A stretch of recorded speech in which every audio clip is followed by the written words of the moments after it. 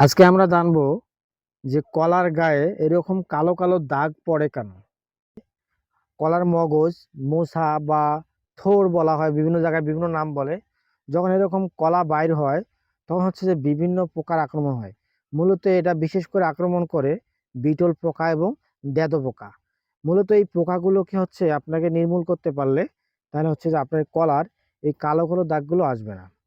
তো এখন আহ, এই আপনারা পরিমিত পরিমাণ টিলট এবং ক্যারেট এই গ্রুপের ওষুধগুলো স্প্রে করতে পারেন, অথবা সাইপারমেথ্রিন গ্রুপের ওষুধ এবং এমিডাক্লোপিড গ্রুপের ওষুধ পরিমিত পরিমাণ প্রতি লিটারে মিশ্রিত করে আপনারা সম্পূর্ণ কলা যদি আপনারা আহ, একবারে ভিজে স্প্রে করেন তাহলে এই কালো দাগ থেকে রক্ষা পেতে পারেন।